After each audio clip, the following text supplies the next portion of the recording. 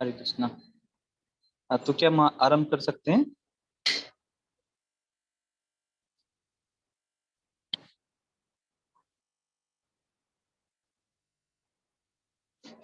हाँ जी प्रभु जी, हम स्टार्ट कर सकते हैं।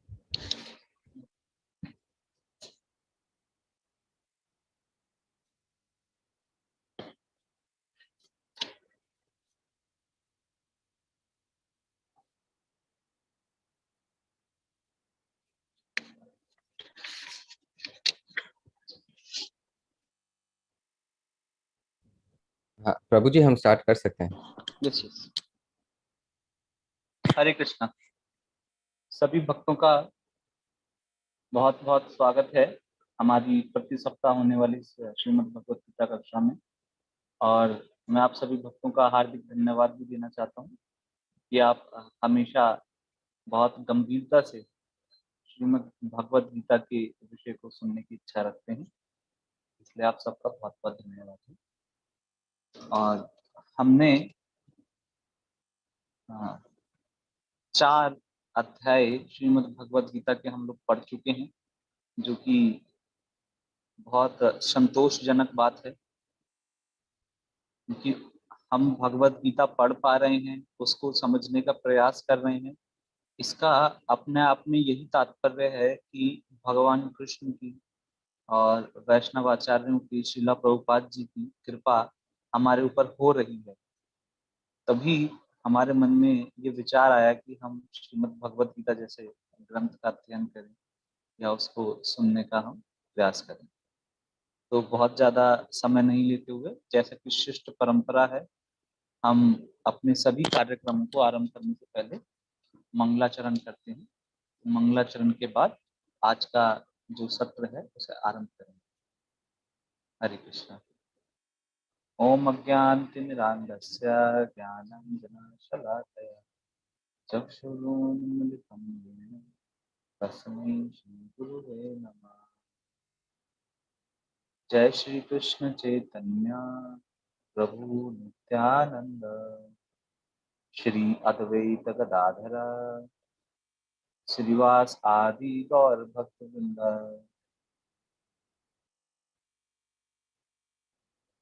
हरे कृष्णा कृष्ण कृष्णा हरे हरे, हरे राम राम राम हरे हरे।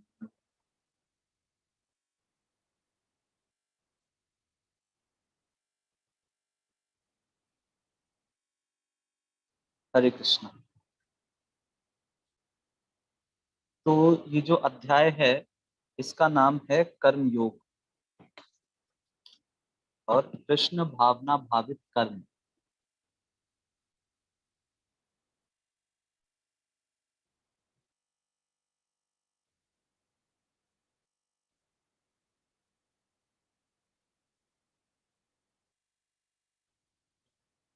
और हम इसके एक बार पूछेंगे क्या गणेश जी से, हम इसके 7 श्लोक पढ़ चुके हैं कि ज्यादा श्लोक पढ़ चुके हैं?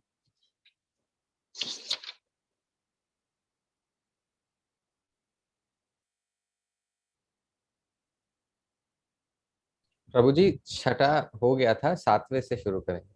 7वें से शुरू करेंगे, ठीक है। तो जो हमारे पिछले 6 श्लोक थे उसमें भगवान ने ये बताया कि संन्यास में और सांख्य योग में, जिसमें कि संन्यास लिया जाता है, और कर्म योग की कर्म करके, भगवान के लिए कर्म करके या उस कॉन्शियसनेस से कर्म करके जिसमें कि भगवान केंद्र हैं, हर कार्य का जो केंद्र है वो भगवान होते हैं, इस प्रकार से कार्य करके, या फिर सभी कार्यों से संन्यास लेकर और अलग अलग ग्रंथों के अध्ययन में, सृष्टि के अध्ययन में लगे रहकर, दोनों ही माध्यम से भगवान की प्राप्ति की जा सकती है। किंतु भगवान के अनुसार जो ये कर्म योग का मार्ग है, ये अतिशय सरल मार्ग है। और ये सभी के लिए करना बहुत आसान है।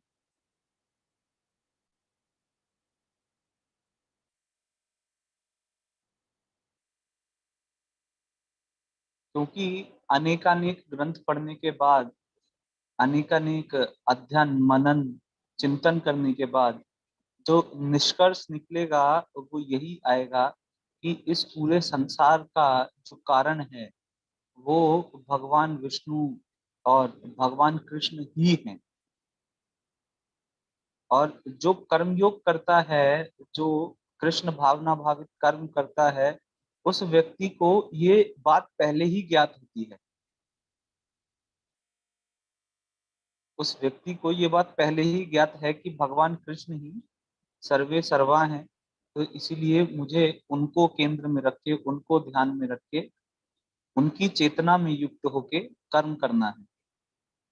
जैसे एक मैं आपको उदाहरण दूं तो एक बहुत बड़े पंडित थे, अ, विद्वान थे, और वो शायद काशी में आए शास्त्रार्थ करने के लिए, और सभी उनसे बहुत डर गए क्योंकि वो दिग्विजयी थे। पूरा भारत को उन्होंने जीत लिया था और जगह जगह जाके सबको संस्कृत ग्रामर में हरा दिया करते थे। वो ऐसा तर्क वितर्क करते थे जिससे सब हार जाया करते थे। तो फिर वहाँ के जो पंडित थे, जो विद्वान थे, ब्राह्मण थे, उन्होंने सोचा कि इसको क्या करते हैं, इसको कबीरदास जी के पास रहते हैं, भेजते हैं। आप सब जानते हैं कबीरदास जी भगवान राम के बहुत उच्च कोटि के भक्त थे और वो बहुत सारे दोहे लिखा करते थे। कबीर के दोहे जो है सभी ने सुने हैं। तो उन्होंने उस पंडित को कबीर दास जी के पास भेज दिया। और जब डिबेट के लिए, शास्त्रार्थ के लिए दोनों आमने सामने आए, तो वो जो दिग्विजयी पंडित था, जो कि बहुत बड़ा विद्वान था, उसने कबीर जी को कहा कि आप मुझसे कुछ प्रश्न पूछिए। तो कबीर जी ने कहा कि प्रश्न, मेरे पास तो कोई प्रश्न नहीं है, मेरे तो सभी प्रश्नों के उत्तर मैं पा चुका हूँ, तो मैं तुमसे क्या प्रश्न पूछूं, तुम ही पूछो कुछ प्रश्न। अब जो इतना बड़ा विद्वान था, इतना बड़ा पंडित था, उसे ऐसा लगा कि अरे मैं इनसे क्या प्रश्न पूछूं, ये तो मेरी बहुत ख्याति नष्ट हो जाएगी इसमें। मैं तो इतना बड़ा विद्वान हूं और मैं उनसे कोई प्रश्न पूछूंगा, सामने वाले को मेरे से कोई प्रश्न पूछना चाहिए, नहीं तो मेरी विद्वत्ता का फायदा क्या है। ये कह रहे हैं कि इनको सब आंसर मिल चुके हैं, लेकिन मुझे भी तो सब आंसर्स पता हैं, सब उत्तर मेरे को ज्ञात हैं। ये उसका भाव था ऐसा। तो उसने फिर से कबीरदास जी से रिक्वेस्ट की, विनती की कि कृपया करके आप ही कोई प्रश्न पूछिए। तो कबीरदास जी कहते हैं कि मेरे पास अपने लिए तो कोई प्रश्न नहीं है, मेरे तो सभी प्रश्नों के उत्तर मिल चुके हैं, किंतु मैं तुम्हारे लिए एक प्रश्न पूछता हूँ, तुमसे जुड़ा हुआ एक प्रश्न पूछता हूँ कि तुमने समझ के पढ़ा कि पढ़ के समझे। तुमने समझ के पढ़ा कि पहले समझा और फिर पढ़ा, या फिर पढ़ा और फिर समझ गए।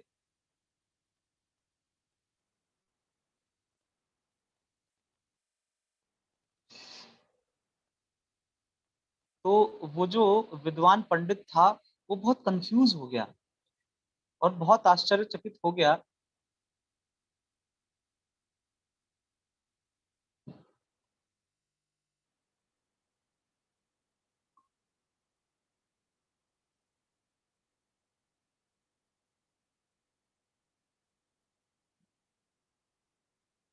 तो बहुत कंफ्यूज हो गया वो कि, और सिर्फ इस प्रश्न से ही वो समझ गया कि जो कबीरदास जी हैं ये कोई साधारण मनुष्य नहीं है, और ये बहुत बड़े ज्ञाता हैं।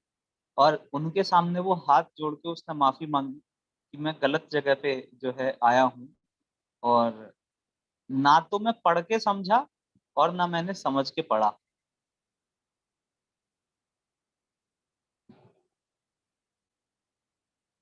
तो दोनों ही काम मेरे साथ नहीं हुए। तो असल में समझ के पढ़ने का मतलब ये था कि जिसने पहले ही समझ लिया है कि हरि नाम, भगवान कृष्ण का नाम, भगवान राम का नाम, यही केवल एकमात्र उपाय है जिसके द्वारा हम इस भव सागर से तर सकते हैं। या तो वो पहले इस बात को समझ ले और फिर बाकी कर्म करे, भगवत गीता अध्ययन करे, श्रीमद् भागवतम पाठ करे, भक्तों का संग करे, अन्य अन्य कार्य करे, तो उसको तो कहेंगे समझ के पढ़ना। कि पहले समझ गए कि हरिनाम और भक्तों का संग और भक्तों की सेवा एकमात्र उपाय है भगवत प्राप्ति का, ये बात समझ गए और फिर भक्तों का संग कर रहे हैं, कुछ भगवत गीता इत्यादि अध्ययन कर रहे हैं, लेकिन हृदय में ये बात बिठा के रखी है कि भगवान नाम ही एकमात्र उपाय है मेरी मुक्ति का। तो एक तो हुआ ये समझ के पढ़ना, और दूसरी बात यह है कि अनेकानेक ग्रंथ पढ़े, अनेकानेक साधुओं का, संतों का संग किया, पूरी सृष्टि को विचरण किया, सब तत्वों का विवेचन किया, है ना, सब चीजों को, मतलब जिसको बोलेंगे इंटेंस एनालिसिस, उसमें लगे रहे। और फिर जाके 50 साल बाद पता चला कि भगवान नाम ही एकमात्र सार है, भगवान कृष्ण ही इन शास्त्रों के द्वारा जाने जाने वाले व्यक्ति हैं, ये बात उसको पता चलती है। तो ये दो तरीके हैं, एक तो जान के करना, पहले हम जान गए कि भगवान की भक्ति करना ही एकमात्र उपाय है हमारी मुक्ति का और भक्ति का, और तब जाके करना तो उसको भक्ति कहेंगे। और जब आप जानने का प्रयास करते हो, नहीं मेरे को किसी की बात पर विश्वास नहीं है, पहले मैं खुद पढ़ूंगा, खुद अनुभव करूंगा और तब मानूंगा जो भी होगा, तो उसको वो मार्ग है सांख्य का मार्ग, सन्यास का मार्ग जिसको बताया गया, ज्ञान का मार्ग। तो भगवान कह रहे हैं कि दोनों मार्ग से प्राप्ति तो मेरी हो जाएगी, लेकिन पहले वाला मार्ग आसान है, क्योंकि पहले वाले मार्ग में गिरने की संभावना नहीं है। क्योंकि जैसे माता पिता बच्चे को कहते हैं कि तुम इस वाले रास्ते पे मत जाना, इस पे जानवर है, खूंखार जानवर है, कोई वो तुम्हें काट लेगा या तुम्हें क्षति पहुंचा सकता है किसी भी प्रकार से, तो बच्चा उस रोड पे जाता ही नहीं है। और एक बच्चा है वो कहेगा कि नहीं नहीं, मैं तो उस रोड पे जाऊंगा, देखूंगा कौन सा जानवर है, कुत्ता है, बिल्ली है, बंदर है, क्या है, मैं उसको देखना चाहता हूँ और तब मैं मानूंगा। तो इसलिए उसको क्या डर रहेगा, वो जाके वो पता तो लगा लेगा जानवर कौन सा है, उसको ज्यादा चीजें पता होंगी उसके विषय में, लेकिन ऐसा भी हो सकता है कि उसको वो जानवर काट ले, उसको वो जानवर क्षति पहुंचा दे, तो ये संभावना भी वहां पे है। इसलिए भक्ति का जो मार्ग है, ये निष्काम कर्म योग का जो मार्ग है, ये हमको यही सिखाता है कि किस प्रकार से सरलता से भगवान को पा लिया जाए।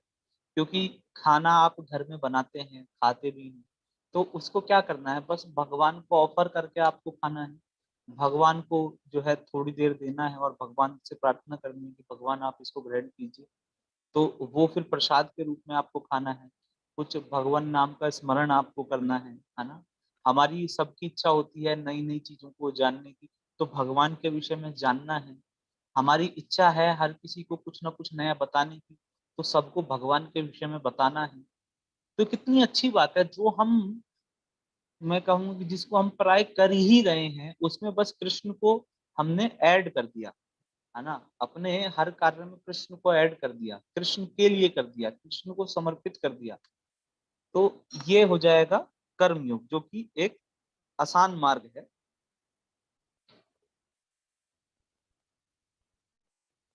और अब फिर भगवान बता रहे हैं कि निष्काम कर्म योग के विषय में बताएंगे, 7वें अध्याय से, सॉरी 7वें श्लोक से भगवान बताएंगे निष्काम कर्म योग के विषय में। निष्काम कर्म योग का मतलब क्या है, निष्काम का मतलब है जिसमें फल की कोई भी कामना नहीं है, निष्काम, विदाउट डिजायर और without result, without the desire of result.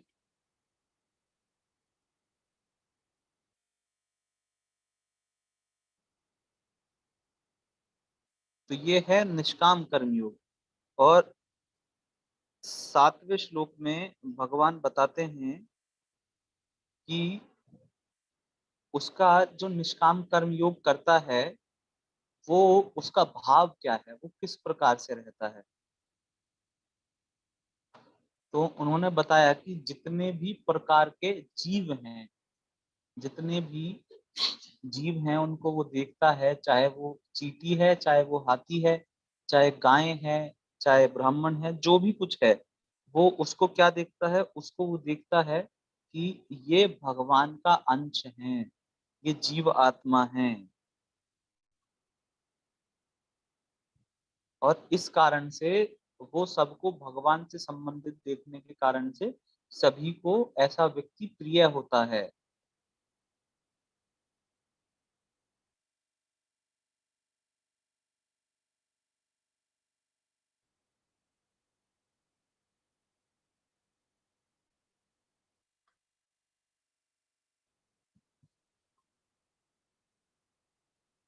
और क्योंकि उसका जो मनोभाव है वो हमेशा इस प्रकार का है कि जितने भी ये लोग हैं, जिनको मैं देख पा रहा हूँ, चाहे वो कोई छोटा जीव है, चाहे कोई वो बड़ा जीव है, चाहे कोई वो मनुष्य है, वो सभी क्या है, वो सभी भगवान का अंश है, भगवान का अंश है, क्योंकि वो आत्मा है। हर जीवात्मा भगवान का अंश है। इस रूप में जो भक्त है वो दूसरे व्यक्ति को देखता है, और इसीलिए वो क्या करता है, वो सभी का सर्वेंट बन के रहता है ना, सभी का दास भाव में वो रहता है। और क्योंकि उसकी हमेशा इच्छा भगवान की सेवा करने के लिए है, इसलिए वो क्या करना चाहता है, वो लोगों की भी सेवा करता है, और इसी कारण से वो सबका प्रिय भी होता है।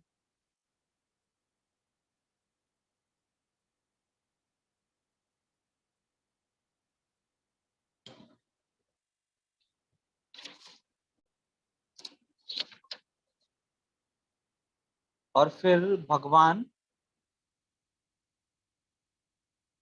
8वें और 9वें श्लोक में बताते हैं कि वास्तव में जो एक ऐसा व्यक्ति है जिसका मन हमेशा भगवान में लगा हुआ है, जो दिव्य भावना से युक्त है, यहाँ पे टर्म यूज हुआ है दिव्य भावना, मतलब स्पिरिचुअल, स्पिरिचुअल मूड जिसको बोलेंगे हम,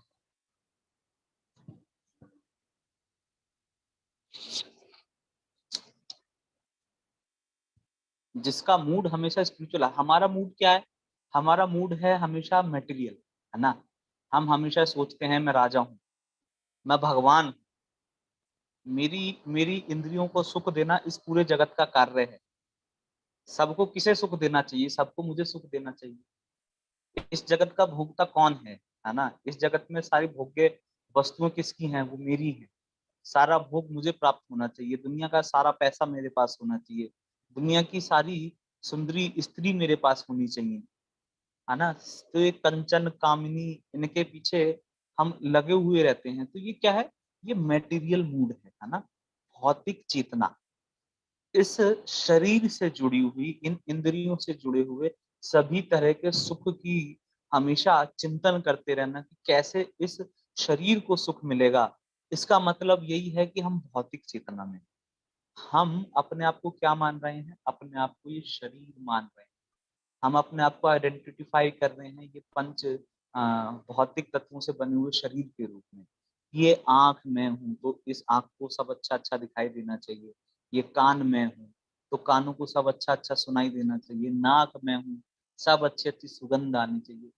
लेकिन भगवान बता रहे हैं जो स्पिरिचुअल मूड है जिस व्यक्ति का, आध्यात्मिक चेतना जिस व्यक्ति की है, वो क्या सोच रहा है, वो हमेशा सूंघता हुआ, सुनता हुआ, खाता हुआ, देखता हुआ, चलता हुआ, छूता हुआ, हमेशा वो क्या सोच रहा है कि मैं क्या हूं, मैं वास्तव में कुछ भी नहीं कर रहा हूं,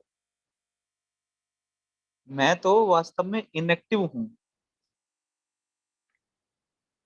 और वो ये सोचता है कि जितनी भी ये 5 ज्ञान इंद्रियां हैं, है ना, 5 जो हमारी सेंसेस हैं, तो मैं क्या हूँ, मैं इनसे अलग हूँ। हमेशा उसका ये चिंतन हमेशा चलता रहता है। ये सांस कौन ले रहा है, सांस मैं नहीं ले रहा, है ना। ये सुन कौन रहा है, ये सुन मैं नहीं रहा हूँ। ये कान मेरे नहीं हैं तो मेरे, मुझे इस्तेमाल करने के लिए मिले हैं। जैसे मैं आपको बताऊं, अगर आप कभी मंदिर में जाएंगे, इस्कॉन मंदिर में, तो वहाँ जो ब्रह्मचारी होते हैं, तो उनको कोई भी सामान दिया जाता है, जैसे वाटर बोतल दी जाती है या धोती कुर्ता दिया जाता है, तो वो उस पे लिख के रखते हैं, अपना नाम लिखना पड़ता है, क्योंकि सबकी बोतल सेम है, सबके धोती कुर्ता सेम है, तो मिक्स हो जाते हैं। तो वो लिख के रखते हैं ICO, और अपना नाम। ICO मतलब in care of, in care of. वास्तव में है तो मेरा नहीं, लेकिन किसके, भगवान के द्वारा, भक्तों के द्वारा मेरे को इसका केयर टेकर बनाया गया है। In care of. ये पत्नी मेरे को दी गई है भगवान के द्वारा, इसलिए नहीं कि मैं इसके शरीर का भोग करूं, है ना। ये बच्चे बच्चे दिए गए हैं मेरे को, इनके द्वारा मैं सेवा प्राप्त करूं, इनके द्वारा मैं ख्याति प्राप्त करूं, इसके लिए नहीं दिए गए। ये किसके लिए दिए गए हैं, इनकी केयर करने के लिए दिए गए हैं। क्योंकि भगवान जानते थे कि मैं एक सामाजिक प्राणी हूँ, और मुझे कुछ लोगों की आवश्यकता पड़ेगी जीवन जीने के लिए। तो इसीलिए मुझे पत्नी, पुत्र, परिवार, धन, ये सब कुछ भगवान ने दिया है। और वो भी कैसे दिया है, केयर टेकर के रूप में, कि मुझे इनकी केयर करनी है, मुझे इनका पालन पोषण करना है। ये शरीर भगवान ने मुझे दिया है क्या करने के लिए, कि तुम इसके द्वारा भजन करो, इसके द्वारा मेरी सेवा करो, और मुक्त हो जाओ, और मेरे धाम को तुम आ जाओ।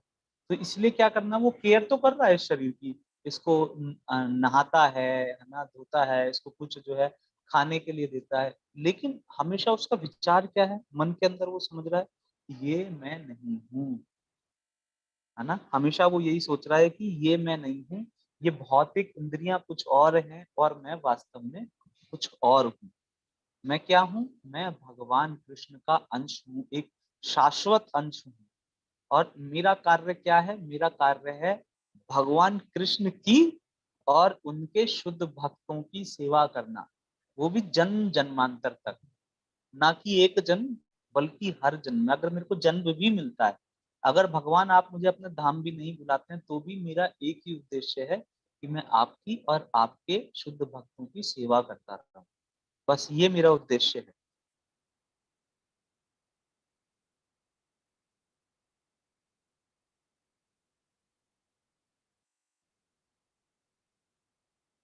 तो इसीलिए ये जो निष्काम कर्म योग है, अगर हम चाहते हैं कि हम भी, कई बार हम कहते हैं, ऐसा मैंने भक्तों को बोलते हुए सुना है, कि प्रभु जी, बिना फल की इच्छा से काम करना, बिना फल की इच्छा से कार्य करना, ये तो संभव नहीं हो पाता है। अगर हमको फल की इच्छा नहीं होगी तो हम कार्य ही क्यों करेंगे। क्योंकि आज का जो समाज है उसको बोला जाता है यूटिलिटेरियन वर्ल्ड, कि यहाँ पे जो काम का है ना, बस उसी को हम क्या करते हैं, उसी को पूछते हैं। और जो व्यक्ति काम का नहीं है, जिससे कोई काम नहीं है, हम देखते हैं जैसे वो आइसक्रीम हम खाते हैं, तो आइसक्रीम में एक स्टिक होती है, तो आइसक्रीम जब तक खाते हैं तब तक तो आइसक्रीम की स्टिक को पकड़ते हैं, और खत्म तो फिर उसको फेंक देते हैं। इसी प्रकार से जो आज का समाज है, आज का समाज भी क्या है, जिसकी जरूरत है, जिससे हमारा कुछ काम निकलता है, तो उसको हम क्या करते हैं, उसको अपने पास बिठाते हैं, उसको प्रेम करते हैं, है ना। तो इसको हम कहेंगे कि यूटिलिटेरियन वर्ल्ड, कि आज का समाज है जिसकी आवश्यकता है, तो बस हम उसी को पूछते हैं।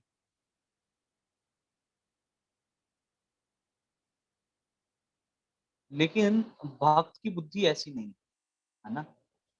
भक्त की बुद्धि क्या है, भक्त की बुद्धि हमेशा यही है कि हमारे लिए तो सब सब सब अच्छा है।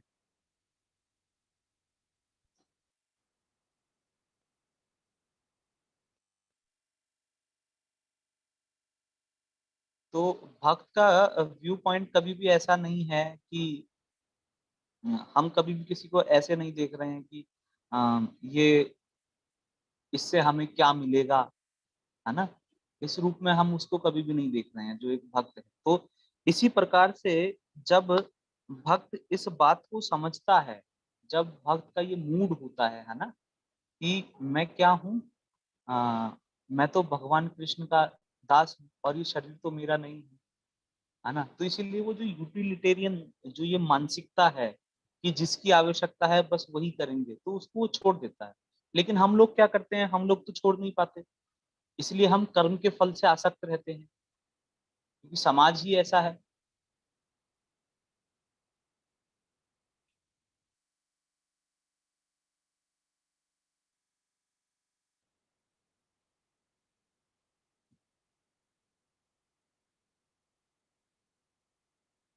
और हम सब में, मैंने ऐसा देखा है, हम सब में एक कमी है कि जैसा सब कर रहे हैं ना, हम वैसा करना चाहते हैं। हम कहते हैं अरे सब तो ऐसा ही कर रहे हैं, तुम अलग क्यों चलना चाहते हो, है ना? हमारा मन हमें समझाता है कि देखो सब तो भोग ही रहे हैं, तुम जबरदस्ती भोग को त्यागना क्यों चाहते हो, है ना? तुमको भी डिस्क में जाना चाहिए, तुमको शराब पीनी चाहिए, तुमको मांस खाना चाहिए, इतनी क्या प्रॉब्लम है भाई, है ना, कि तुम ये सब कुछ छोड़ रहे हो। और दूसरी बात ये कहता है कि अगर हम कोई भी कार्य कर रहे हैं, लाइक हम डोनेशन दे रहे हैं, है ना, या फिर हम किसी के लिए अच्छा कर रहे हैं, किसी को कुछ खिला रहे हैं, या कोई भी पुण्य का कार्य भी हम कर रहे हैं, तो हमें ये रहता है कि अच्छा कुछ कुछ नहीं, थोड़ा अप्रिसिएशन तो मिलना चाहिए, थोड़ी सी प्रशंसा, उतना तो मैं हकदार हूँ। और भगवान के पास जाते हैं तो भगवान के पास जाके हमेशा हमारी इच्छा होती है, भगवान मुझे कुछ भौतिक सुख दीजिए, है ना, अच्छी पत्नी दीजिए, अच्छे बच्चे दीजिए, अच्छी गाड़ी दीजिए, अच्छी नौकरी दीजिए, है ना, ये हमारी इच्छा है। तो हम निष्काम भावना से कर्म नहीं कर पाते हैं, क्योंकि हमारी जो चेतना है वो हो गई है यूटिलिटेरियन, कि जिस जिस वस्तु से, जिस कार्य से कुछ मिलता हो हम वही करते हैं, ये हमारा स्वभाव हो चुका है। जिससे हमको कुछ नहीं मिलता, जिससे कुछ प्रशंसा नहीं मिलती, जिससे कुछ धन नहीं मिलता, जिस व्यक्ति से हमारा कोई सरोकार नहीं, उस व्यक्ति को हम त्याग देते हैं, है ना, उस कार्य को हम त्याग देते हैं। तो इसीलिए भगवान पहले ये बता रहे हैं, है ना, 8वें 9वें श्लोक में पहले इस बात को बता रहे हैं कि कौन व्यक्ति निष्काम कर्मयोग कर सकता है। निष्काम कर्मयोग करना भी बहुत आसान नहीं है। निष्काम कर्मयोग करने के लिए पहले आपको उस चेतना में आना पड़ेगा कि मैं क्या हूँ, मैं ये इंद्रियां नहीं हूँ, मैं ये पंच भौतिक तत्वों से बना शरीर नहीं हूँ, मैं जीवात्मा हूँ, मैं भगवान कृष्ण का शाश्वत अंश हूँ। इस चेतना में हमको स्थित होना पड़ेगा। और ये चेतना स्थित होती है बार बार श्रवण करने से, है ना, बार बार इस बात को समझने से, बार बार किसी व्यक्ति के मुख से सुनने से, नहीं नहीं तुम शरीर नहीं हो, तुम आत्मा हो, नहीं नहीं तुम शरीर नहीं हो, तुम आत्मा हो। आप जब भी शिला प्रभुपाद जी के लेक्चर्स आप पढ़ सकते हैं, उनको ट्रांसक्रिप्टेड हैं शिला प्रभुपाद जी के लेक्चर्स। तो शिला प्रभुपाद जी जब बाहर के देशों में गए तो बहुत कुछ बड़ा नहीं बता रहे थे लोगों को।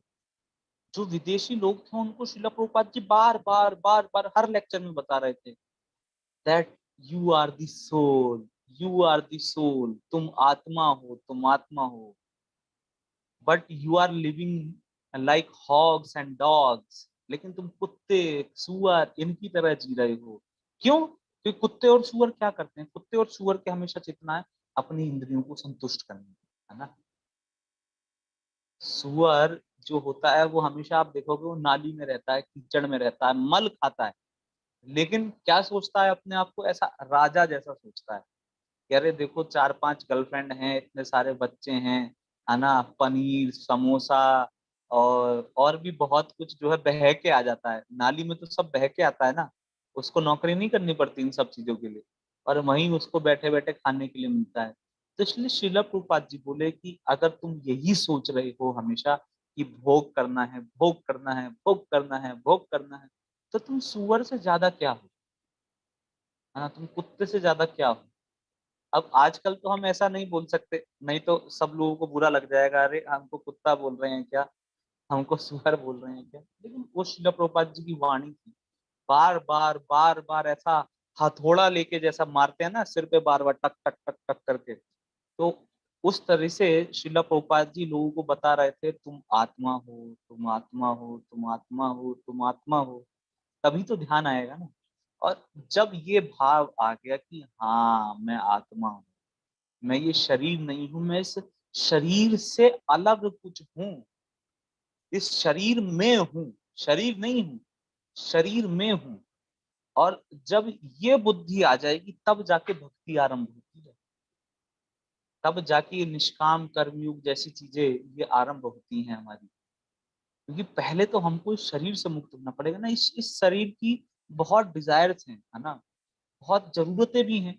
भगवान देखिए शरीर भी कैसा बनाया कि इसमें जरूरत भी है, सोना है, खाना है ना, और बचाव करना है, शरीर का रक्षण करना है, और बच्चे पैदा करना है। तो ये सब कुछ क्या है, शरीर की आवश्यकताएं हैं। और हम इन आवश्यकताओं में ऐसा बंध के क्या समझ लेते हैं कि इन आवश्यकताओं को पूर्ण करना ही एकमात्र लक्ष्य है मेरे जीवन का। हम सब यही सोच रहे हैं ना। जब हम भक्ति में नहीं जुड़े थे, श्रीमद् भगवत गीता के विषय में हमारा कोई भी चिंतन नहीं था, कुछ हमें समझ नहीं, तो हम क्या सोचते थे, हमारा ये चिंतन था गोल ऑफ लाइफ क्या है ना। गोल ऑफ लाइफ क्या है, जिसका बिजनेस है वो रोज सुबह जाता है, दुकान खोलता है, 9 बजे तक बैठता है और वापस आ जाता है घर पे। और डेली यही रूटीन चलता है उसका, है ना। कभी कभी उसको एक दिन की छुट्टी मिलती है, किसी की शादी है, किसी रिश्तेदार के यहाँ गया, तब उसको एक दिन का छुट्टी मिलती है। उसके पास इस विषय में सोचने का समय ही नहीं है कि गोल ऑफ लाइफ है क्या, क्या कर रहा हूं मैं।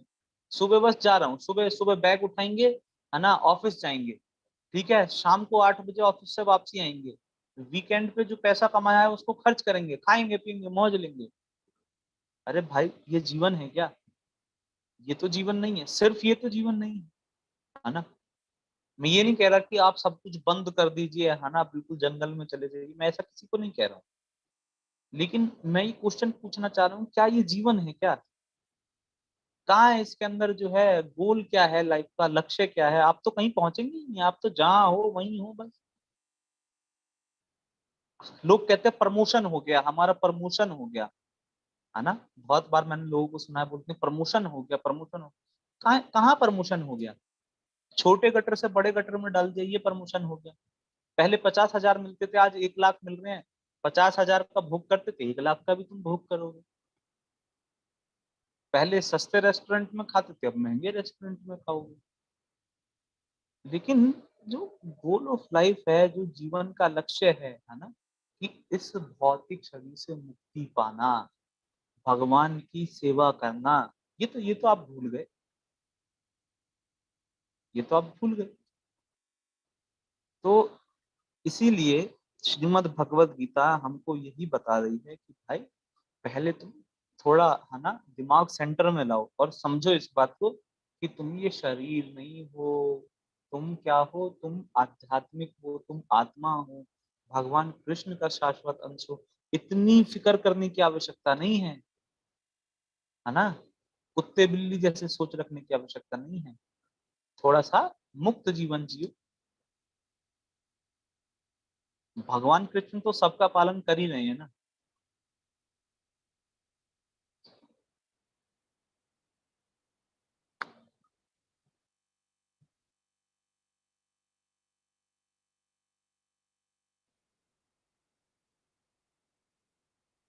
अब फिर भगवान आगे 10वें श्लोक में बता रहे हैं कि जो व्यक्ति कर्म फलों को, जो आपने कार्य किया, आपने जॉब किया, आपने बिजनेस किया, आपने कुछ धन कमाया, उसको क्या करता है? परमेश्वर को समर्पित करता है, भगवान को समर्पित करता है। अभी मैं बताऊंगा कि समर्पित करने का क्या मतलब है। इसका मतलब ये नहीं है कि आपने पैसा कमाया।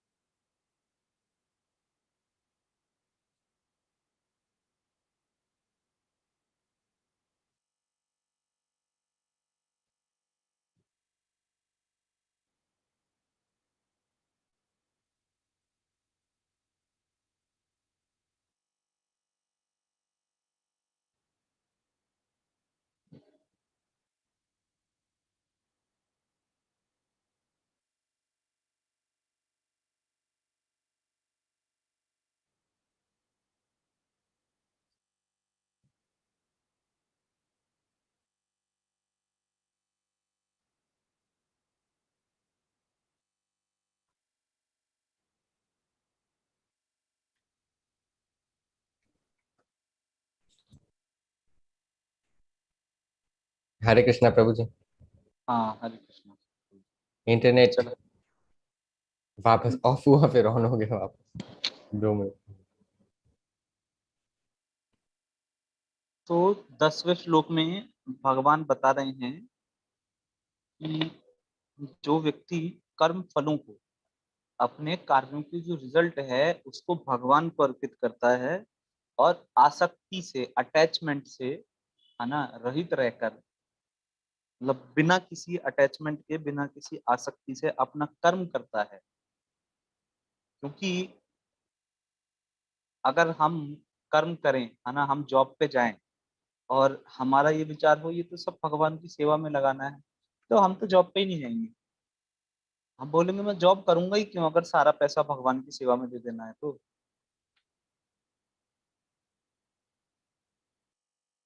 हम जॉब करते हैं कि हमारा शरीर चलेगा, है ना, तो इस प्रकार से हम जॉब करते हैं। लेकिन भगवान बता रहे हैं जो व्यक्ति ऐसा कर रहा है, अपने कर्म फलों को भगवान को समर्पित कर रहा है और आसक्ति रहित होकर अपना कर्म करता है, वो सभी प्रकार के पाप कर्मों से ऐसे अप्रभावित रहता है, या यूं कहें कि अनटच्ड रहता है किसी भी प्रकार के पाप से।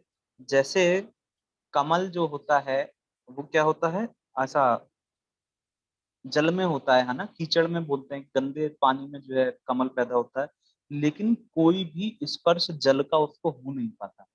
हमेशा कीचड़ में है, हमेशा जल के भीतर है कमल जो है, लेकिन कभी भी कमल का जो पत्ता होता है उसको छू नहीं पाता। और कितनी सुगंध होती है कमल के अंदर, है ना, कितना सुंदर दिखता है। ऐसा बताते हैं बहुत शीतलता भी होती है, ठंडक होती है कमल के भीतर। तो जो व्यक्ति अपने सभी प्रकार के कर्म फलों को भगवान को समर्पित करता है और आसक्ति से हमेशा दूर रहता है, कर्म फल के प्रति कोई आसक्ति उसकी नहीं है, जो मिला है वो किसका है, भगवान का है, भगवान के भक्तों का है, ये उसका भाव है, तो वो व्यक्ति हमेशा कैसा रहेगा, वो व्यक्ति हमेशा सभी प्रकार के जो पाप कर्म है ना, उनसे मुक्त रहेगा।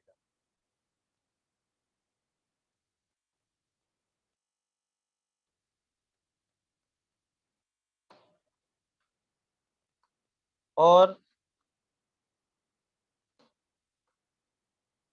अब प्रैक्टिकल बात यह है कि कर्म का फल जो है वो भगवान को समर्पित करें कैसे, है ना, भगवान को समर्पित कैसे करें। जैसे एक बात तो ये बताई जाती है कि जो भी हम धन कमा रहे हैं, जो भी हम धन कमा रहे हैं उसका एक पार्ट, पहले तो बोला जाता 50%, जो शास्त्रों का मत है वो तो यह है कि 50% भगवान की सेवा में लगाया जाए। लेकिन आज हम प्रैक्टिकली देखते हैं कि उतना आसान नहीं है, घर के खर्चे बहुत ज्यादा हैं, तो एटलीस्ट 10% जो है, 10% हमको प्रयास करना चाहिए भगवान की सेवा में लगाने के लिए। ये तो रही हमारे धन की बात, क्योंकि सब कुछ तो आज धन से चलता है। पहले तो क्या था, सब कृषि करते थे, अनाज उगाते थे, है ना, किसी के पास गायें थी तो वो दूध होता था। तो इस प्रकार से क्या करते थे कि अपना जो भी उनकी फसल है, दूध है, उसका 10% हिस्सा भगवान और भगवान के भक्तों की सेवा में लगा देंगे।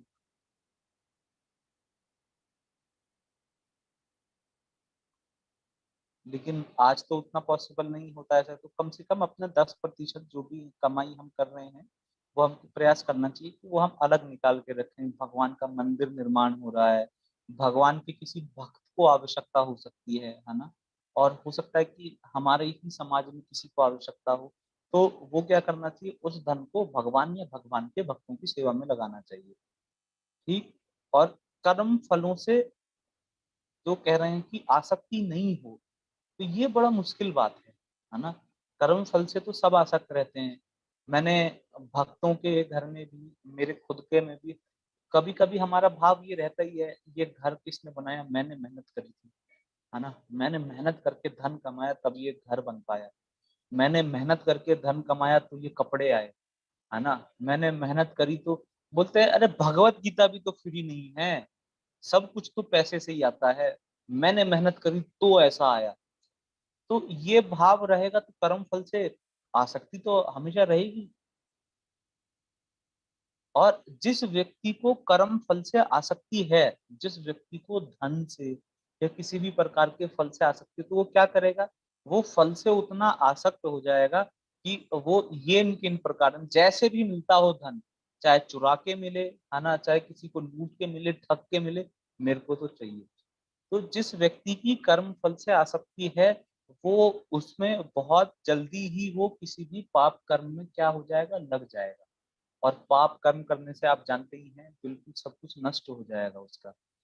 लेकिन जिसकी कर्म फल से आसक्ति ही नहीं है, जो आ गया ठीक है ना, इतना इतना क्या टेंशन लेनी है, इतना क्या सोचना है। कई बार भक्त सोचते हैं, अरे प्रभु जी स्टैंडर्ड है ना, एक लिविंग स्टैंडर्ड बना हुआ है, वो डाउन हो जाएगा, दुनिया को क्या मुख दिखाएंगे। तो भगवान के भक्त की ऐसी चेतना नहीं होनी चाहिए। और मेरा हमेशा ये मानना है कि क्यों आप अपना स्टैंडर्ड ऑफ लिविंग बढ़ाना चाहते हैं, आप स्टैंडर्ड ऑफ लिविंग बढ़ाइए मत। क्योंकि शास्त्र हमेशा क्या कह रहे हैं, हमारे वैदिक शास्त्र कह रहे हैं कि अरे एक समय तुम्हें इसको छोड़ के जाना है। या तो तुम स्वेच्छा से छोड़ दोगे, 50 साल के हो गए हो, 55 साल के हो गए हो, है ना, बाल सफेद हो गया है, ठीक है, अब बच्चे बड़े हो गए हैं, शादी हो गई है, पोते पैदा हो गए हैं, चलो वृंदावन, है ना, चलो किसी तीर्थ स्थान में, वहां विचरण करो, घर से दूर रहो, घर छोड़ दो, दे दो इनको बच्चों को सब कुछ, भगवान का भजन करो। तो एक तो ये विचार है, ठीक है, और दूसरी बात ये है, तुम नहीं छोड़ोगे, तुम नहीं छोड़ोगे, तो माया क्या करेगी, जबरदस्ती छुड़वाएगी, डंडा मार के तुमको जो है आना, शरीर छोड़ना पड़ेगा।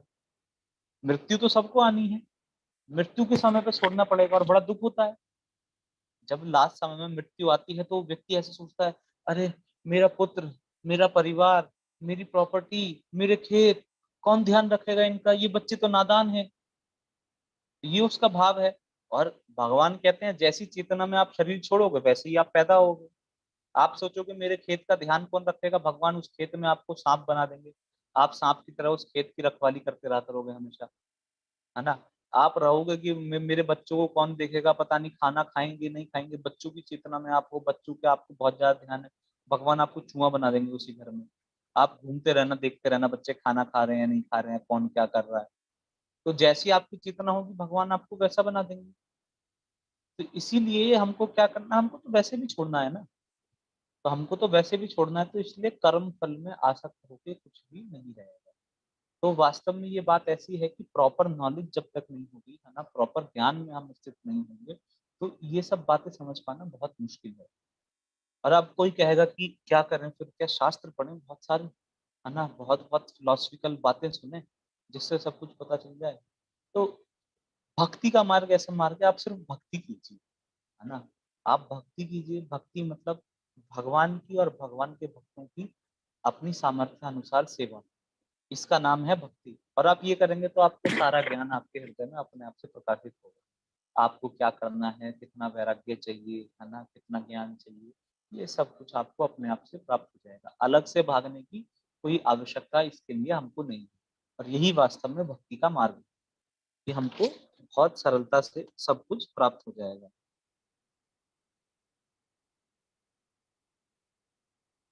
और फिर आगे भगवान 11वें श्लोक में बता रहे हैं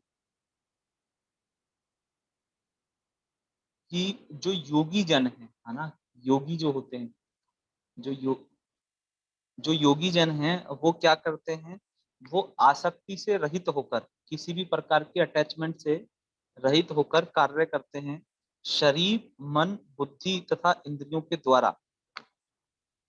किस चीज के लिए, किस चीज के लिए कर्म करते हैं, सिर्फ शुद्धि के लिए, कि कार्य करके क्या होगा, शुद्धि हो जाएगी।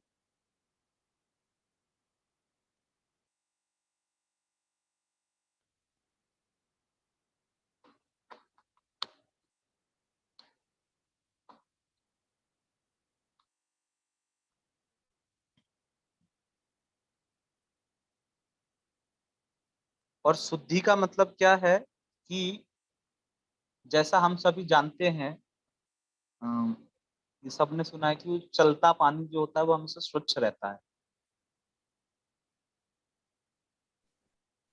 प्रभु जी, इसका इंग्लिश में क्या होगा वर्ड? प्यूरिफिकेशन।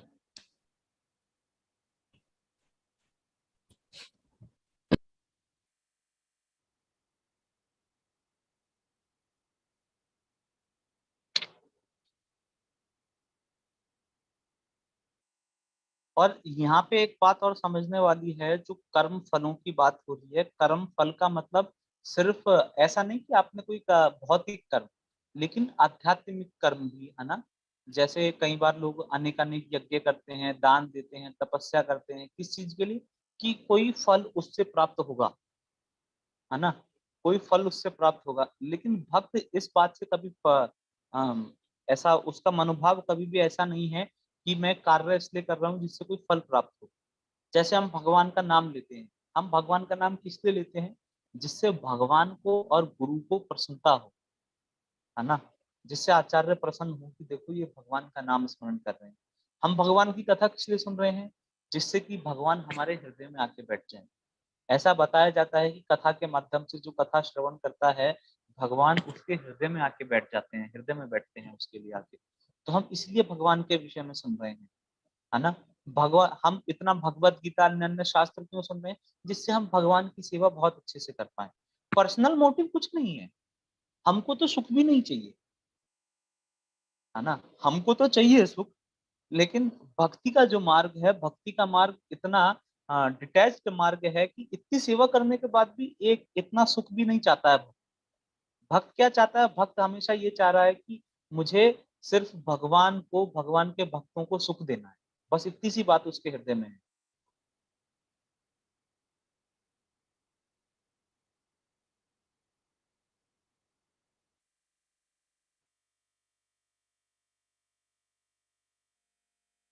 और इसीलिए बताया जाता है कि कृष्ण भावनामृत में कर्म करते हुए, हमेशा कृष्ण चेतना में कर्म करते हुए आप कोई भी कार्य कर रहे हैं, उसका कोई भी कर्म फल नहीं है। ना किसी प्रकार का पाप आपको लगेगा, ना किसी प्रकार का पुण्य आपको लगेगा।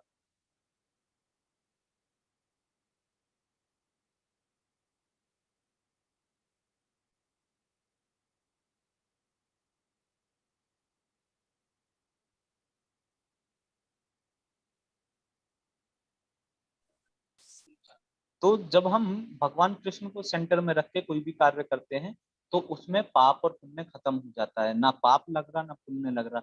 हजारों हजार लोगों की सेवा कर दीजिए, हजारों करोड़ों लोगों को जो है प्रसाद खिला दीजिए, कोई पुण्य नहीं है ना। आप कहेंगे पुण्य नहीं है तो मैं क्यों करूंगा? तो हमको इसलिए ही करना है क्योंकि भगवान की सेवा है ना। दास को कुछ नहीं मिलता। दास को क्या मिलता है? दास को बस ये मिलता है कि जो है उसका जो स्वामी है वो प्रसन्न हो जाता है। वाह, बहुत अच्छा कार्य किया तुमने, है ना। बस इतना इतना दास की इच्छा इतनी है कि जो है स्वामी प्रसन्न होकर ये कर दें। हाँ, बहुत अच्छा, बहुत अच्छा, बढ़िया कार्य है। तो इसलिए, और पाप और पुण्य, पाप और पुण्य दोनों इस जगत में बांधने वाले हैं। पाप और पुण्य क्या करते हैं? पाप हमको नरक में लेके जाता है, और पुण्य हमको स्वर्ग में लेके जाना है। और ना हमारी नरक में जाने की इच्छा है, ना हमारी स्वर्ग में जाने की इच्छा है। हमको सिर्फ एक कार्य करना है कि भक्तों के संग में रहना है और भगवान की सेवा करनी है। यही हमारा एकमात्र ध्येय है। सिर्फ इतना ही हमको करना है, उसके अलावा हम कुछ भी नहीं चाहते।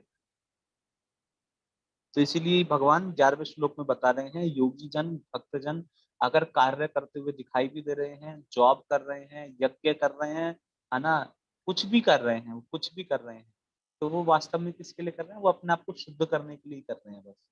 कि खाली पड़े रहेंगे, आलसी हो जाएंगे, सेवा नहीं हो पाएगी, तो इसलिए चलो कुछ काम करते हैं। फलों से आसक्ति नहीं है उनको। उनको पता है फल तो कृष्ण को देने ही है ना। भाई मेरा पोषण तो जो है भगवान कर ही रहे हैं ना। मेरा पोषण तो भगवान करेंगे ही। उसमें तो कोई संशय है नहीं। मन करेगा 2 रोटी खिलाएंगे, मन करेगा 4 रोटी खिलाएंगे, मन करेगा सूखी खिलाएंगे, मन करेगा घी की खिलाएंगे। तो भगवान के ऊपर है उसका जीवन। तो ये एक भक्त का मनोभाव है। और भगवान फिर बता रहे हैं कि वास्तव में रिजल्ट क्या है ना, निष्काम कर्म योग करने का रिजल्ट क्या है। तो भगवान 12वें श्लोक में बता रहे हैं, क्योंकि वो किसी भी प्रकार के फल की आसक्ति से रहित है। भगवान बता रहे हैं जो किसी भी प्रकार के फलों की आसक्ति से रहित होकर और रहता है, और अपने सभी सभी कर्म फलों को भगवान को अर्पित करता है। प्रभु जी, पाप और पुण्य इन दोनों वर्ड का इंग्लिश क्या है? सिन। सिन एंड पुण्य को क्या कहते हैं? भूल गया। किसी भक्त को पूछिए, उसको याद आए तो। पायस पायस पायस एक्टिविटी इसको बोलते हैं।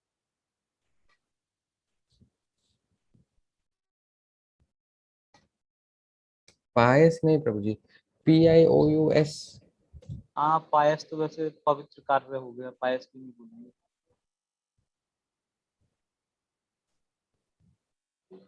ठीक है प्रभु जी, ढूंढेंगे।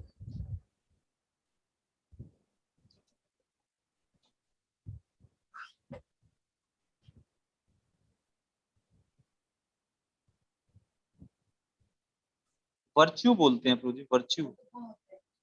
तो वर्च्यू का मतलब वैसे गुण होता है। कोई एक्चुअल वर्ड इसका मिल नहीं रहा मेरे को।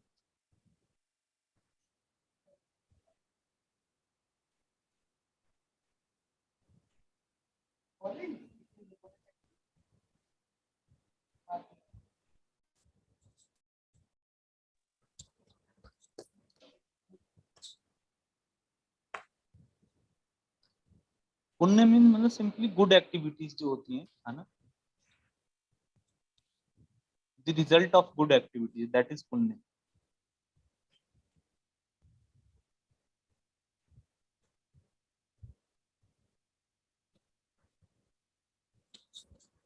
तो भगवान बता रहे हैं कि जो फलों की आसक्ति से मुक्त है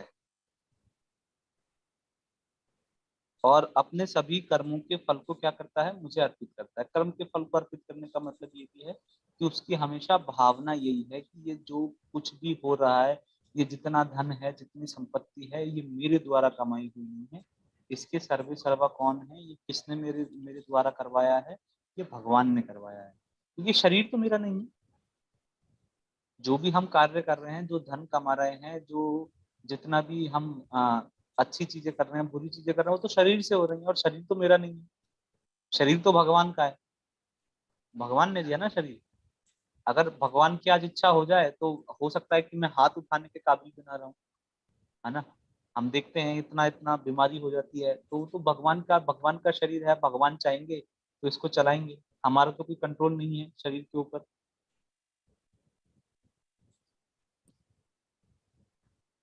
तो इसलिए हमेशा इस बात को ध्यान रखना कि जो भी कुछ है वो कृष्ण का है।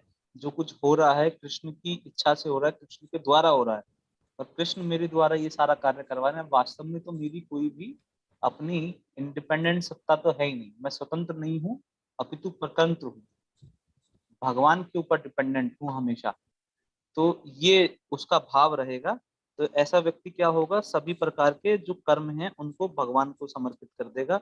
और इससे उसको क्या मिलेगी, इससे भगवान कह रहे हैं कि इससे जो ये भक्त है उसको शुद्ध शांति प्राप्त होती है ना। हम सब ढूंढ रहे हैं ना शांति कहाँ मिलेगी, शांति, पीस। और पीस ढूंढते ढूंढते ये सब लोग क्या हो जाते हैं, रेस्ट इन पीस हो जाते हैं। पीस तो नहीं मिलता है लेकिन रेस्ट इन पीस हो जाते हैं।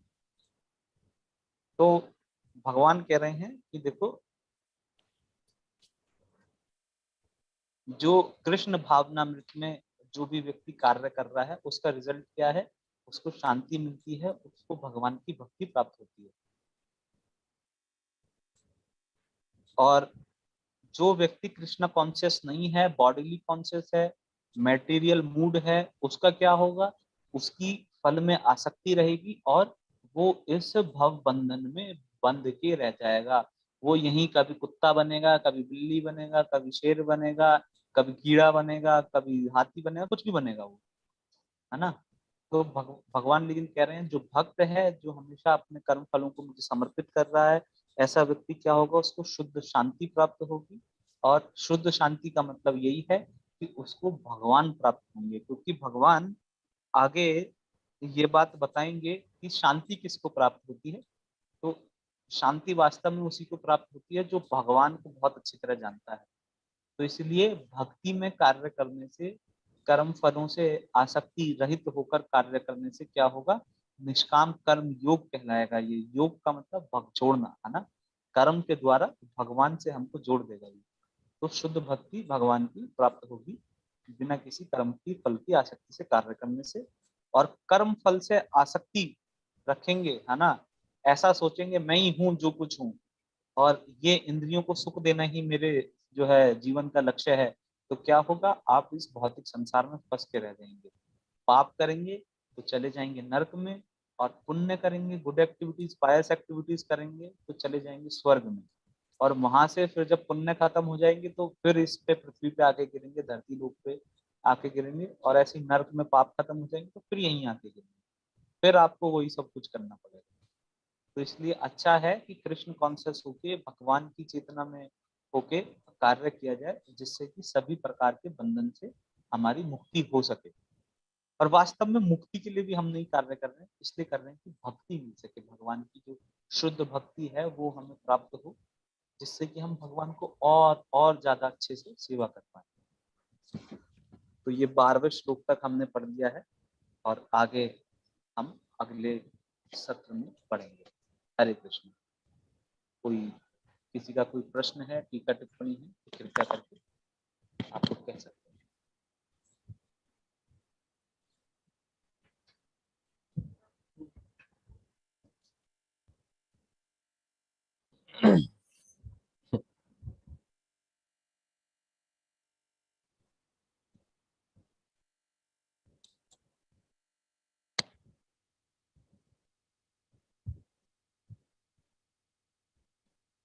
प्रभु जी, वो उमा माता जी प्रीवियस क्लासेस में 5.4 के बीच में उसके बारे में पूछ रही थी। दो वे ना स्पिरिचुअल सांख्य योग और कर्म योग में एक जैन जैसे जो जैन समुदाय है उनमें भी हैं जो त्याग करते हैं, योगी जैसे ही हैं। और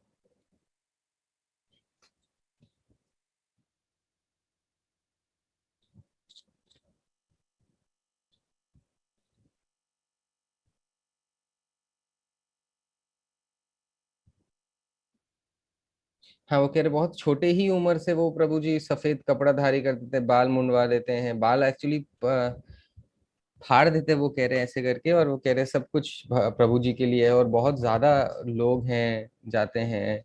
इसके बारे में प्रभु जी आप अगर कुछ बता सकते हैं तो। तो ये तो पूरा एक अलग विषय है, जिसको हम बोलेंगे कि जैनिज्म क्या है ना। तो सीधा सीधा आप ये समझिए कि जैन ये सनातन धर्म में से निकले हुए हैं, और श्रीमद् भागवतम में इनका वर्णन आता है कि एक भगवान का अवतार हुए भगवान ऋषभ देव।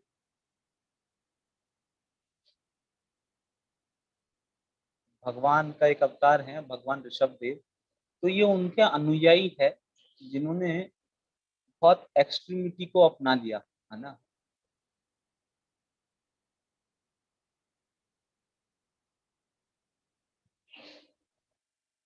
तो भगवान ऋषभ देव ये भगवान विष्णु का एक अवतार है, जिनका हमारे ग्रंथों में वर्णन आता है।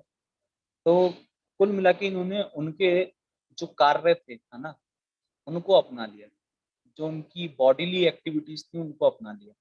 वो क्या करते थे, भगवान ऋषभ देव, वो मतलब भक्त के रूप में आए थे। तो वो भगवान के विरह में अपने बालों को नोच लिया करते थे ऐसे। वो तो भगवान से दूर थे, सेपरेशन, है ना, सेपरेशन का जो दर्द था उसमें अपने बालों को नोच लिया करते थे, कपड़े नहीं पहनते थे, है ना, नहाते धोते भी नहीं थे कहीं कहीं दिन तक वो। तो लेकिन वो तो शुद्ध भक्त थे भगवान के। तो इन्होंने क्या किया, जैनियों ने, कि वैसा का वैसा ही उनके जो शारीरिक क्रियाकलाप थे उनको अपना लिया। तो उन्होंने ऐसा सोचा कि बाल उखाड़ रहे हैं क्योंकि बालों में गंदगी होती है, इसलिए बाल उखाड़ देना चाहिए, है ना। और कपड़ा नहीं पहनते क्योंकि कपड़े को भी मानते हैं वो कपड़े में गंदगी होती है ना। कपड़े में कीड़ा है, कपड़ा जो है अशुद्ध है, तो इसलिए वो कपड़ा भी नहीं पहनते। और बहुत ज्यादा तपस्या करते हैं, लेकिन एक बात समझने वाली है कि उनकी तपस्या, उनका वैराग्य भगवान के लिए नहीं, है ना। वो वो भगवान को नहीं मानते हैं। वो उनका ऐसा मानना है कि अ, भगवान भगवान कुछ होता ही नहीं है। ये प्रकृति जो है, जो ये प्रकृति है, ये अपने आप में सक्षम है। किसी ने सृष्टि को बनाया नहीं है ना, ये अपने आप से बन के आ गई है। और उनका ये मानना है कि इस भौतिक संसार में जो हमारा जन्म हुआ है वो हुआ है कर्मों के कारण। हमारे कुछ पुण्य कर्म हैं, कुछ जो है पाप कर्म है, उसके कारण हमारा इस संसार में जन्म हो गया है। और अब हमको क्या करना है, ना तो हमको पाप करना है ना, और ना हमको पुण्य करना। तो इसलिए आप देखो कि वो सभी प्रकार की चीजों को, जो उनके संत होते हैं जैनिज्म में, जो संत हैं वो क्या करते हैं, सब कुछ त्याग देते हैं। वो कोई एक्टिविटी ही नहीं करते।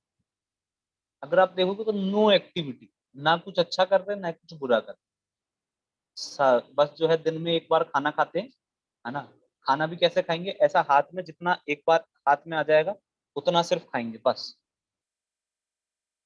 तो और वो ये चाहते हैं कि जब पाप और पुण्य दोनों ही नष्ट हो जाएंगे, किसी प्रकार का पाप पुण्य नहीं रहेगा, क्योंकि पुण्य तो अपने आप चले जाएंगे, है ना। पुण्य को तो उन्होंने अपने आप से त्याग दिया। और पाप कैसे त्यागे, पाप को ऐसा त्यागे, तपस्या कर रहे हैं, तपस्या करने से पाप कट जाएंगे, उनका ये मानना है कि हम तपस्या कर रहे हैं। तपस्या मतलब ऑस्टेरिटी कर रहे हैं ना, बहुत नंगा रहते हैं, सर्दी में भी इतना सर्दी सहन करते हैं, गर्मी में गर्मी लगेगा, है ना। कुछ तो कुछ हो रहा है तो वो सोचता पाप तो इससे कट जाएगा। फिर क्या होगा, जब पाप और पुण्य नहीं रहेंगे तो फिर इस संसार में जन्म ही नहीं होगा, तो हमको क्या मिल जाएगी, हम मुक्त हो जाएंगे। लेकिन मुक्त होके कहाँ जाएंगे, तो कहते हैं तो शून्य हो जाएगा सब कुछ ना, जीरो हो जाएगा, हमारी अस्तित्व खत्म हो जाएगा। तो इसको बोलते हैं स्पिरिचुअल सुसाइड। यह है स्पिरिचुअल सुसाइड, कि अपनी अपनी जो सत्ता है उसको खत्म कर देना। तो ये उनका सिद्धांत है, क्योंकि वो भगवान को तो मानते ही नहीं है। उनका मानना यह है कि इस संसार से परे कुछ नहीं है।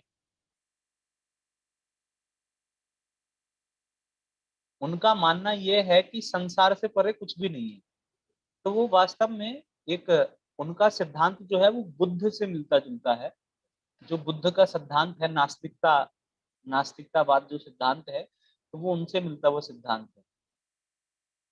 तो उनकी तपस्या और ये सब चीजें तो बहुत हैं, है ना, बहुत सरल भी होते हैं। लेकिन उनका जो मानना है वो नास्तिकवाद है ना। वो लोग नास्तिक हैं, वो किसी भगवान में नहीं मानते। तो ऐसा उनका सिद्धांत है।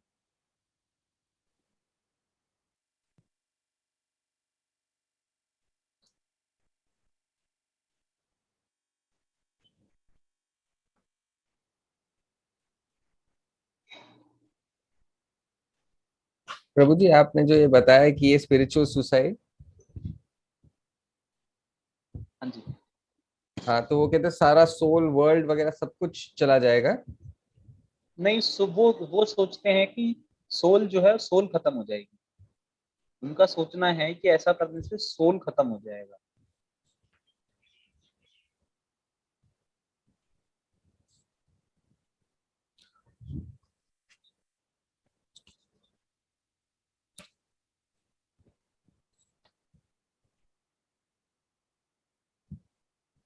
हरे कृष्ण। हरे कृष्ण।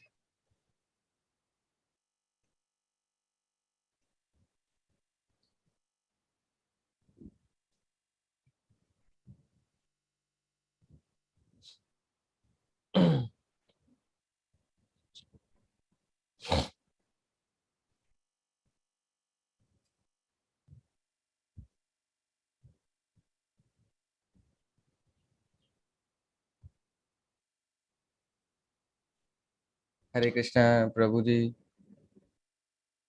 अम,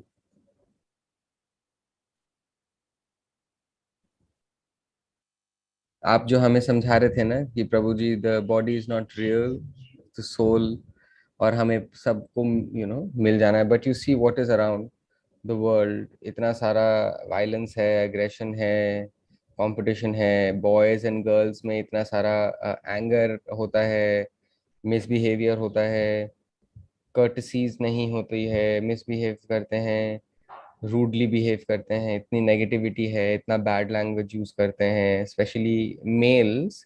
उनको किसी तरीके का इंट्रोस्पेक्शन नहीं है, स्पेशली व्हेन डेफ विमेन, उनको भी मतलब रेस्पेक्ट नहीं करते हैं। इवन थोड़ा सा समझना चाहिए ना, people should be spiritually more awaken और अवेकन्ड, और एक म्यूचुअल रेस्पेक्ट होना चाहिए, कर्टसी होनी चाहिए, अच्छे से बात करना आना चाहिए।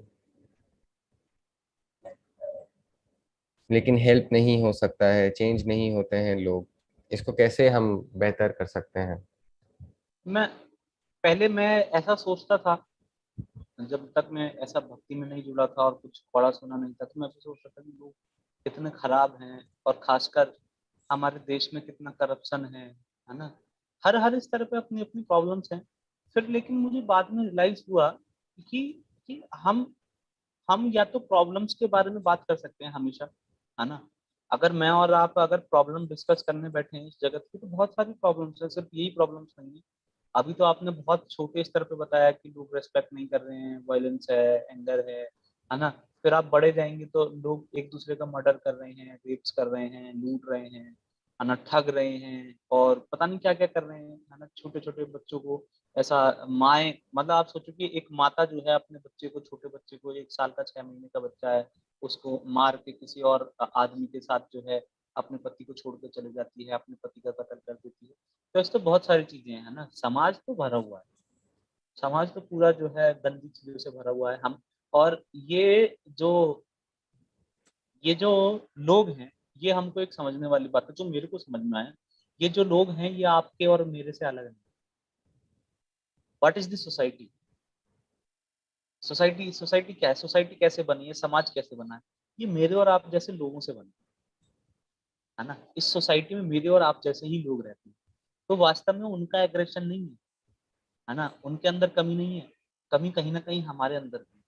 और जब हम ही अपने अंदर सुधार नहीं कर रहे, हम ही अपने लिए कुछ नहीं कर रहे, हम भगवत गीता नहीं पढ़ रहे, हम अपने एंगर को, अपने लस्ट को, है ना, कंट्रोल करने का हमारा कोई प्रयास नहीं है, हम दूसरे को क्या कहेंगे? तो इसलिए इसलिए हमको बात करनी है सॉल्यूशंस पे, है ना। जो मेरा मानना ये है, प्रॉब्लम पे बात ना करके हम बात करें सॉल्यूशंस पे। सॉल्यूशन क्या है? तो सॉल्यूशन ये है, ग्रंथ हमारे वैष्णव आचार्य बार बार बार बार बार बार एक ही बात बोल के गए हैं।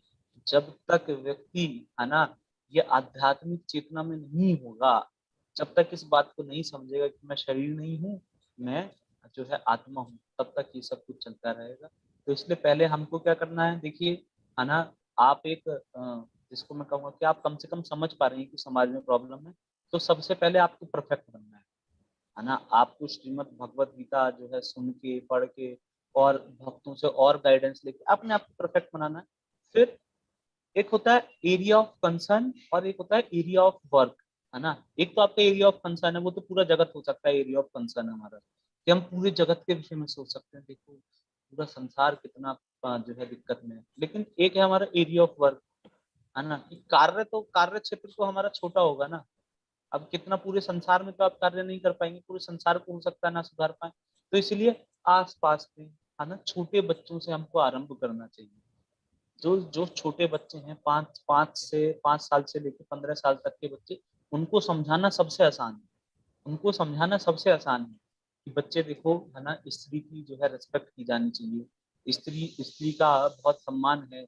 स्त्री ना हो तो इस संसार में कोई जन्म नहीं ले पाएगा। वास्तव में सबकी माँ है स्त्री, सिर्फ उसकी माँ नहीं है जिसने उसको जन्म दिया, वास्तव में स्त्री सबकी माँ है ना। स्त्री तो सबको जन्म दे रही है, संसार को जन्म देने वाली स्त्री है। तो इस प्रकार से उसको ये बातें बताई जानी चाहिए। तो हम लोगों को क्या करना पड़ेगा? हम आप लोगों को, देखो, मैं भी आज आया हूँ तो अपना मैंने कुछ समय निकाला है, 1 घंटा 1.5 घंटा कुछ निकाला, और कुछ क्लास होगी तो उसके लिए समय निकालेंगे। तो हमें आपको अपना समय निकालना है, किसके लिए? दूसरों के लिए, है ना। तो हमको हमको काम करना है, हमको काम करना है सॉल्यूशंस पे। नहीं तो हम क्या हो जाएंगे? हम तो नेगेटिव हो जाएंगे। संसार में जिसको भी देखेंगे उसमें तो कमी है। कमी किस में नहीं है ना। आप और मैं मुक्त नहीं है कमी से, तो हम दूसरे की बात क्या करेंगे? तो कमी तो सबके अंदर है। अब हमें वर्क करना सॉल्यूशंस पे, है ना। जाइए, जितना आपको पता है, जितना आप लोगों को समझा सकते हैं उतना समझाइए, है ना। पैम्पलेट्स लेके घूम सकते हैं, है ना। मैंने बहुत सारे लोगों को देखा है, वो अपनी गाड़ी के पीछे लिखवा के घूमते हैं कि बिना हेलमेट के या बिना सीट बेल्ट के गाड़ी मत चलाइए, नहीं तो आपकी मृत्यु हो सकती है। तो लोग अपने अपने स्तर पे जो भी हम समाज में सुधार ला सकते हैं, वो हमें लाने का प्रयास करना चाहिए। आपको लगता है कोई व्यक्ति ऐसा है जो आपका मजाक उड़ा रहा है, ठीक है, लेकिन बहुत ज्यादा वायलेंट व्यक्ति नहीं है और आपकी बात समझ सकता है, तो आप उसको जाके प्यार से बता सकते हो कि देखो मेरे भी इमोशंस हैं, है ना। मैं अगर डेफ हूं तो इसका इसका मतलब ये नहीं है कि मेरे पास हृदय नहीं है। हृदय तो मेरे पास भी है ना। डेफ होने का मतलब ये नहीं है कि मैं विदाउट हर्ट हूँ। हृदय तो मेरे पास भी है ना, उसमें कुछ इमोशंस हैं जो हर्ट होते हैं। तो कृपया करके आप मुझे परेशान मत कीजिए। जैसे मैं आपको एक बात बताता हूँ, मैं नाम भूल प्रभु जी जाता हूँ। सॉरी, प्रभु जी सॉरी, इसी की पहले एक आप, घंटा और सेशन हुआ था, और एक सेशन हो गया, 10 मिनट अरे और हो गए प्रभु जी। ठीक है, तो हम इसको यहीं क्लोज करेंगे तो। प्लीज ठीक, प्रभु हाँ जी, आप हाँ इसको हाँ अगर संक्षेप में उसे प्लीज अगर, और दो हाँ। क्वेश्चंस भी हैं प्रभु जी। क्वेश्चंस नहीं भगवत लेते हैं। गीता में devotees ghost death hello answer, और ये कबीर प्रभु जी की फोटो अगर दिखानी थी एक बार। हाँ, ये माता जी ने दिखा दिया कबीर की फोटो, है ना। हम एक आगे मिनट, नहीं इसको लेंगे। हम दिखा देते प्रभु जी, एक मिनट। अच्छा, मैं तो होस्ट भी नहीं हूँ।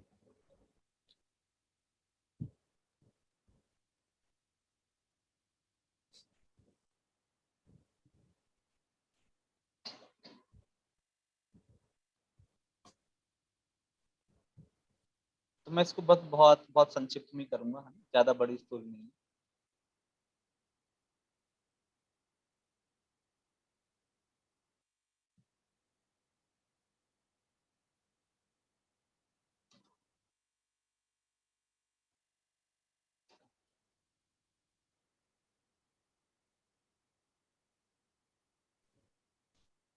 तो एक, हाँ हाँ, उनका नाम है गौरी प्रभु सावंत। जी वो कह रहे हैं कि अब खत्म कर सकते हैं ना। हाँ, खत्म कर, बस 1 मिनट में आप बता दूं उनको, है ना। तो बस मैं बहुत छोटा बताऊंगा, आपका समय ज्यादा नहीं है, सॉरी। तो उनका नाम है गौरी सावंत, वो एक ट्रांसजेंडर है।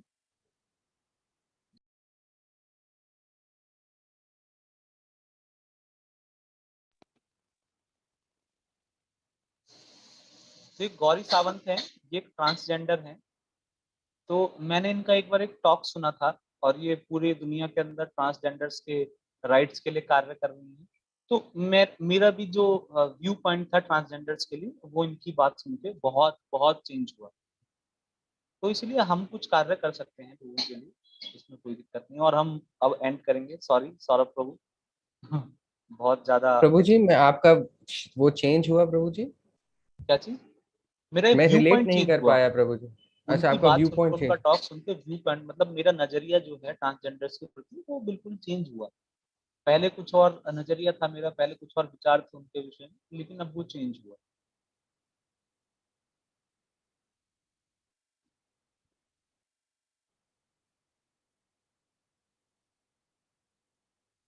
हाँ जी प्रभु जी। ठीक है, thank you, sorry Saurabh Prabhu.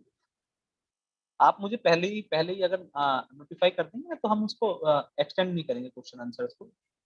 Next time से कभी भी ऐसा होता है, आपको जल्दी है तो आप बता सकते नहीं प्रभु जी, 1 घंटे का हम हमेशा करते हैं। हैं। अच्छा अच्छा, ठीक है। उसका मतलब 5 मिनट ऊपर, ठीक है।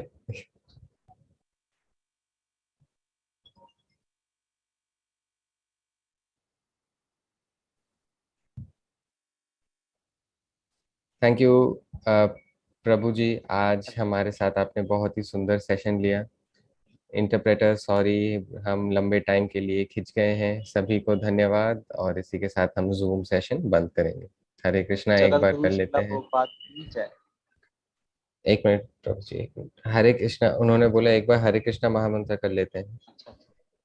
हरे कृष्णा, हरे कृष्णा, कृष्णा कृष्णा, हरे हरे, हरे राम, हरे राम, राम राम, हरे हरे। जगत गुरु शिला प्रभुपाद जी की जय।